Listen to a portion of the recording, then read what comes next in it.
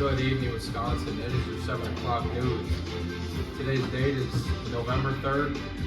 I'm your host today, Noah Martin. Co-host Matthew Heft and Ryan Smolkowski. On History of the Day, Ryan.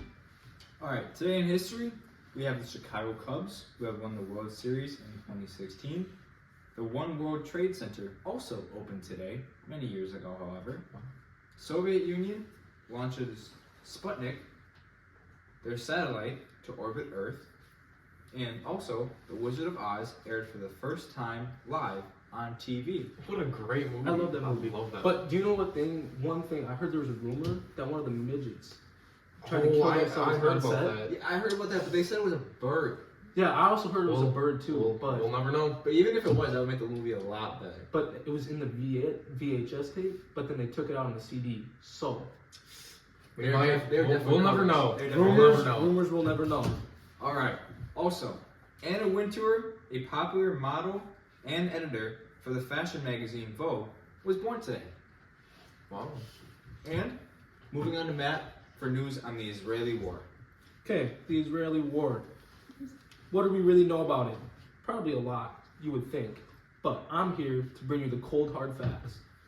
Israeli Prime Minister Benjamin has rejected all the U.S. calls for help in the Israeli-Hamas war, telling our U.S. Prime State Minister, Anthony, we are going on a full steam ahead unless the hostages held by Hamas are released. Fears that the conflict will regionalize, leader of the military group Hezbollah said in a public speech that his group was undeterred by the U.S. warnings to stay out of the war. However, he stopped short of saying he would engage fully into the war.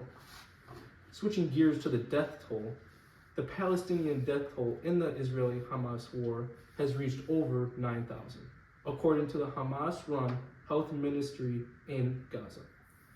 In the occupied West Bank, more than 140 Palestinians have been killed in the violence and the Israeli raids. More than 1,400 people in Israel have been killed, most of them on October 7th during the Hamas attack that started the fight. And 242 hostages were taken from Israel into the Gaza Strip by the military group. Roughly 1,100 people have left the Gaza Strip through the Rafah crossing since Wednesday, under an apparent agreement among the U.S., Egypt, and Israel treaty. Now, onto sports news, we have Noah. That's some sad stuff, Matthew. That's some Very sad sad. stuff. We need to get that over with. On to sports. Last week, Packers lost to the Minnesota Vikings, arch rivals. It was a tough loss. It was a tough loss. We lost Rasul Douglas this week in a trade to the Bills. And Packers aren't doing too hot without Aaron Rodgers, Hall of Famer quarterback. Not doing too good. Speaking of Aaron Rodgers, he's not doing too good. No. All right, what was it? Achilles. He needs to be gone. What Yeah. was it? What was it? The fourth play? Yeah. Fourth play?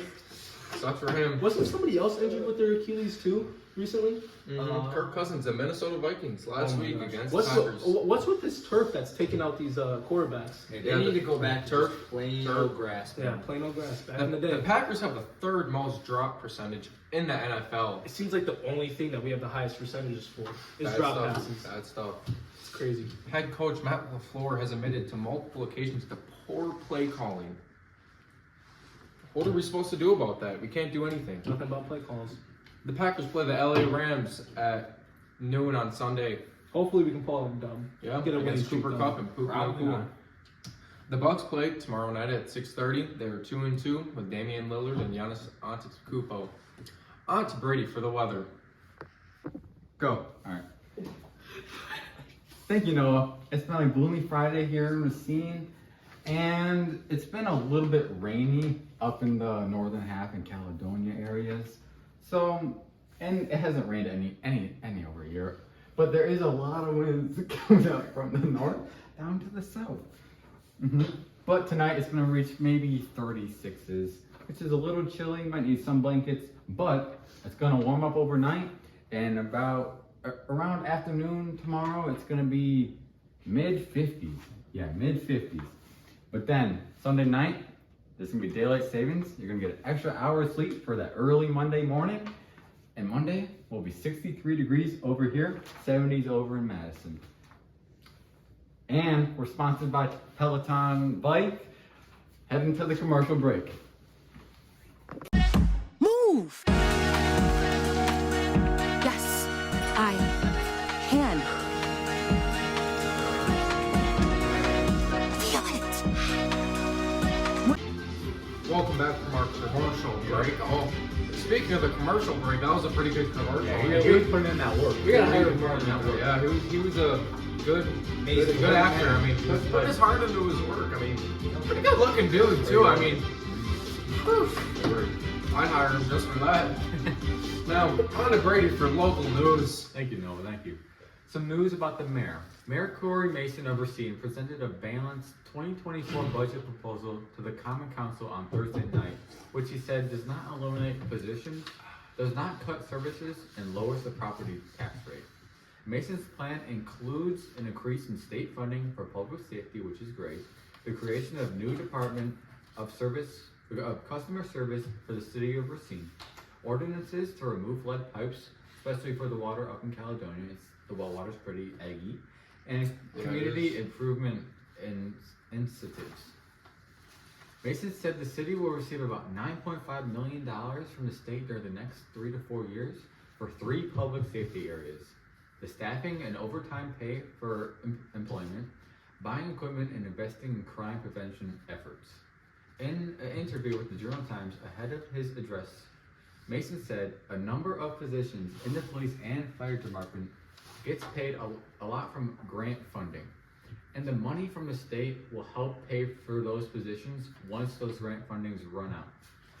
And on to Noah with the drug epidemic that's happening in Racine and Wisconsin.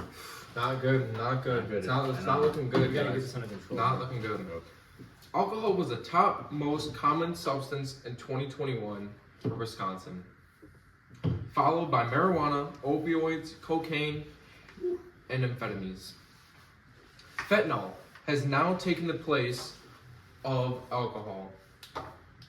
These alarming numbers are part of why officials now recognize September as National Recovery Month. The month has been recognized since 1989. It aims to create awareness about treatments and recovery practices, the recovery community, and the dedication of recovery service provides, according to SMASHA. Now, on to Ryan for the national news. Alright, for today's news, President Joe Biden on Friday, this morning, visited a grieving Lewiston, Maine, to mourn the 18 people killed in a mass shooting last week, expressing hope for progression in addressing the gun violence. The president, once again acting as consular-in-chief, a role he has taken before on following horrific mass shootings in Uvalde, Texas, Buffalo, New York, and Monterey Park, California. Visited the community with the First Lady, Dr. Jill Biden, to mourn those killed. During brief remarks, Biden called to members of the Lewiston community to embrace survivors on the shooting spree, while saying he still has hope for progress in passing comprehensive gun legislation to prevent future massacres despite a bitterly divided Congress. Also, the Supreme Court on Friday, this morning also, stepped into a new gun rights battle by agreeing to weigh whether a Trump-era ban on so-called bump stocks, which allows semi-automatic rifles to fire more quickly, is lawful. The justices were asked by both the Biden administration and gun rights activists to take up the issue, with lower courts reaching differing conclusions on it. The case concerns Texas-based gun owner and licensed dealer Michael Cargill, who owned 2 bump stocks before the ban went into effect and later surrendered them to the government. He sued them, claiming that the Bureau of Alcohol, Tobacco, and Firearms and Explosives lacked the legal authority to implement the prohibition. And that was your 7 o'clock news. Good night, everybody. Good night.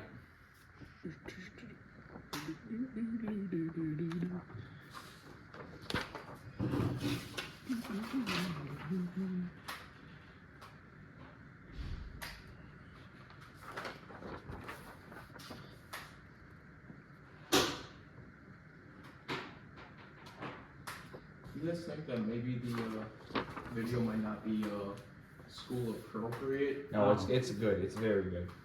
Mr. Gas.